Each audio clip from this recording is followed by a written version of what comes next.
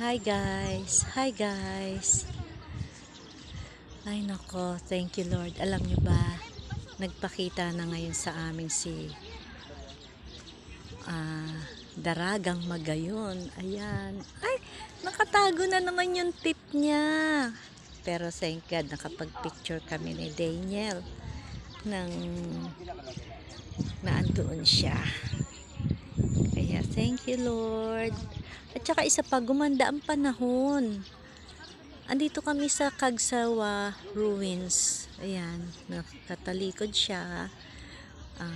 Tapos, katatapos lang namin mag-lunch doon sa mga doon, kainan. Ayan. Thank you very much. Hindi namin alam kung makakapunta pa kami ng Legazpi sa Baywalk doon. Kasi ang target sana namin is after here, Baywalk sa Legazpi City, and then balik kami sa Mayon Skyline sa Tabaco City yon, which is doon din naman kami manggagaling tapos pa uwi. Shout out dyan sa inyo, Romel, Ricky, si Riel tsaka si Romiel wala sa Tabaco eh. Sino pa ba? Trining, hello, thank you, nag-meet tayo. Pading June, wala ka dyan eh. Ito ang iyong inaanak.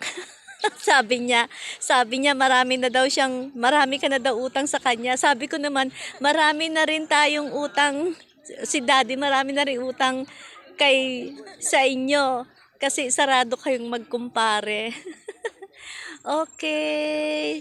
Sino pa ba nakalimutan ko dyan? Okay guys, bye-bye. Ayan. Napapalibutan siya ng ulap. Parang iniikutan siya eh. Ayan no.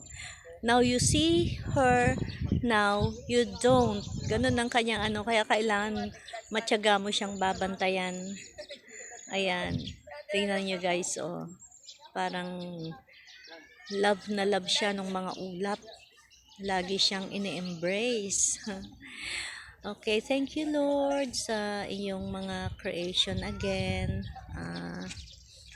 Thank you din Lord at kami ay binibigyan mo kami lagi ng maayos na biyahe. Okay, mamaya.